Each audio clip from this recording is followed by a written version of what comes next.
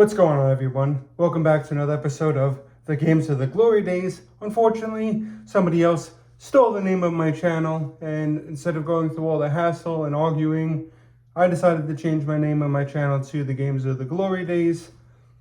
It used to be the Games That Made Us, but if you guys look, the Games That Made Us podcast, unfortunately there was another channel here on YouTube, so I did the bigger, better thing and just changed the name of my podcast.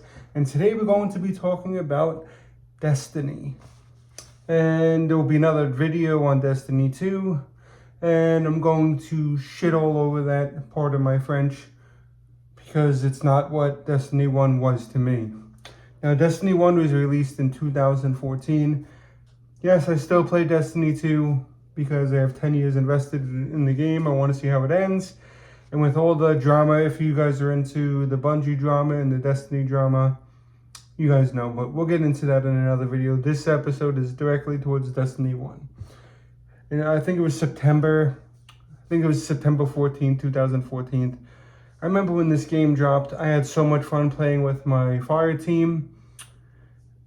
And it was just something that every Friday we met in Orbit, or at least for a little while every night, but Friday was raid night when they released the raids. Every other night was doing your strikes and your weeklies to get you better gear and to do the exotic hunts and exotic missions. And then when they released the Dark Below and the House of Wolves and then the Taken King, and then finally ended with Rise of Iron. The Dark Below, I stopped playing for a little bit. I jumped back into it, started playing again, played through the whole thing of House of Wolves, stopped playing again. Something else came out, I forgot what it was. Jumped right back into it the day before the release of the Taken King. Did the Taken King raid, beat Oryx. King's Fall, I'm sorry, we did King's Fall. Beat Oryx, did that a couple times, got my Touch of Malice. Stopped playing again for a little bit, then jumped right back into Rise of Iron. And once Rise of Iron came out, I consistently was playing this, going through and getting all the other exotics that I missed. Icebreaker was one of the ones that I went back and got. And I remember like every week jumping on as soon as it reset just to do the missions and to try to get a chance at Icebreaker. And I remember when it first popped up on my screen, I went absolutely apeshit because I think I was the second person in my, a third person in my fire team to get it.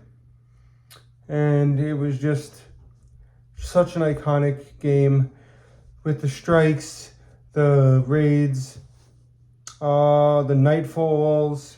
I remember the original, the original Nightfall. If you died, if everybody died, it literally brought you back to Orbit and you had to go back into the strike. It didn't just start you at a checkpoint or something like that. You literally went back to Orbit if you died. You could be on the last boss, die, you going back to Orbit. But I guess too many people complained about this, and that's why they changed it. If you guys are going to jump into Destiny 2, I highly recommend you don't, and you haven't played this. I mean, you probably get I think they're selling everything for dirt cheap now, where you can get every expansion and stuff for like $40-50 instead of paying like the initial.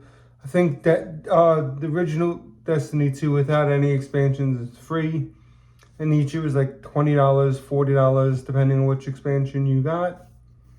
If you guys are going to jump back into it, I highly recommend doing Spire the Watcher dungeon. The raids, I recommend doing Vault of Glass, which is from Destiny 1, King's Fall, which is from Destiny 1, Crota's End, which is from Destiny 1, Deepstone Crypt, which is one of the best raids in the game. The newest dungeon, I forgot the name of it. You go back to Winterfell, which is a Destiny 1 location, and it's something that you thoroughly enjoy if you're a Destiny 1 player. I remember when it first released, I beat it first day. And it was something that was fun. It was worth it. And it was made me feel like playing Destiny 1 again. And then empty promises that Bungie likes to do. But I wish you guys can go back and there's probably a lot of people on here that play Destiny 1 that's a huge fan like me. To say that it's iconic and the grind was real. It was, every expansion you got a bunch of new exotics. And the one that everybody wanted was the hardest one to get usually, which is like Touch and Malice, Icebreaker, Vex, Mythoclast. There's Dragon's Breath was another one everybody went after. Soros Regime was another good exotic. That was just a random world drop. But we're going to go into the best part of Destiny 1, and that is the Wrath of the Machine raid. Everybody has been asking this for this to return in Destiny 2, and everybody thought it was going to be brought back because they brought back Vault of Glass. Then they brought back Kingsfall, and they said, because everybody's like, oh, they skipped Crota, so they're not going to bring Crota back because it went Vault of Glass, Crota's End, Kingsfall, Wrath of the Machine. You killed Atheon in the Vault of Glass. Crota came. You killed Crota. Oryx came to avenge his son. And you killed the Oryx, and then you went to fight Axis in Wrath of the Machine. And Outbreak Prime. And this was one of the funnest missions to do. You had to do binary code and a bunch of other little things to do to get this exotic, I think it's a pulse rifle. It had like these SIVA clusters that would attach the enemy and explode. The Wrath of the Machine, excuse me, raid was iconic. The first boss, it was just like a big room and you had to like throw these certain bombs at a certain place. Then there was a little bit of a jumping puzzle.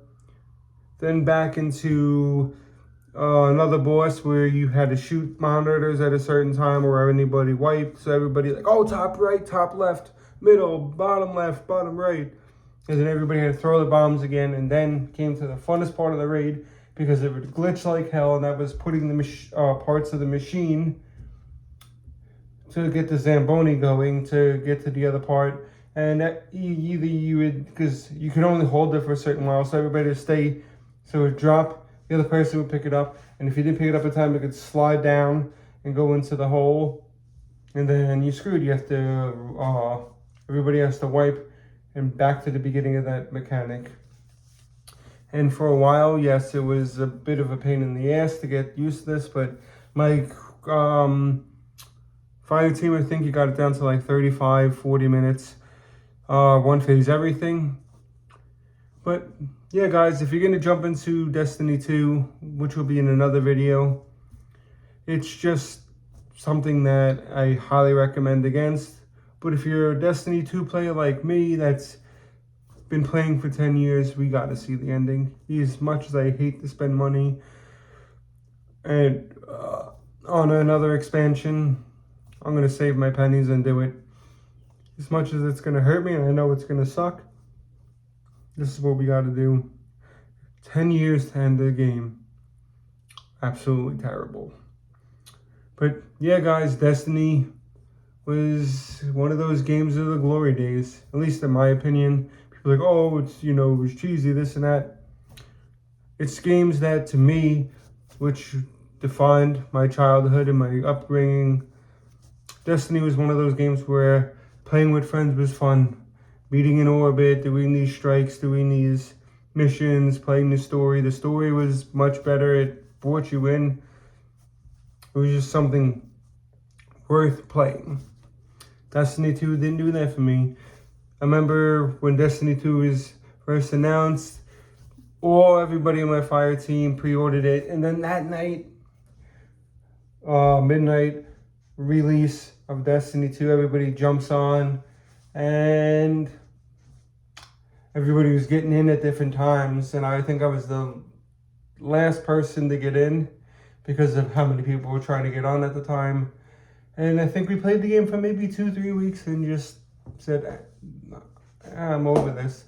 And then the first release of the DLC was either Warmind or Curse of Osiris, or either war. And then if it was Warmind, then it was Curse of Osiris. Then if it was Curse of Osiris, it was Warmind.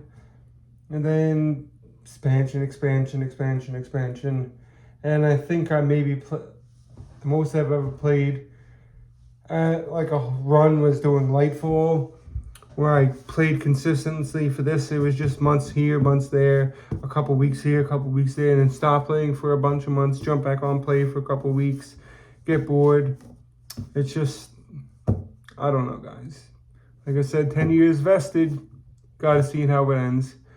And it was originally supposed to be out for release already, but Bungie's like, oh no, now that we're a Sony thing, you know, Sony owns Bungie, that we have to, June starts our physical year, so we're going to start off strong with Destiny 2.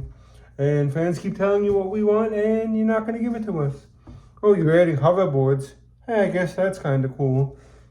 But in a horde, like a new horde activity. But if you guys, just don't. If you haven't played it, I'm going to say it straight out. Don't play Destiny 2. I don't know if this Destiny 1 servers are still running, go back and play it. It's fun. I think that probably by now they're shut off. But thank you guys for watching, and I'll see you guys on the next one. If there's a game that you would like me to review, please let me know. Let me know what your favorite raid in Destiny 1 was, what your favorite activity was, what your favorite class was, what your favorite exotic was. And funny moments. I remember when Gjallarhorn was dropping for people and people would absolutely lose their minds. And then it got nerfed. It was still good, but it wasn't Glory Days Gjallarhorn. But that was one of that and Hawkmoon. Because Hawkmoon was originally a PlayStation exclusive that was to one certain chest that you can get it from, and then they made it for everybody. But thank you guys for watching. Like, comment, subscribe. Something that you would like me to review again. Been playing, if you guys been watching, been playing Castlevania Symphony of the Night. I play some where you guys can watch me, then I know it gets long and tedious to watch, so I stop and then I go back and play some more without recording it. But I just got to the point where the castle flips over after freeing Richter from the spell. And we'll jump on that tomorrow because I've been working 4 a.m. every morning to about 1 p.m. So, gotta go to sleep early. Thank you guys for watching. Later.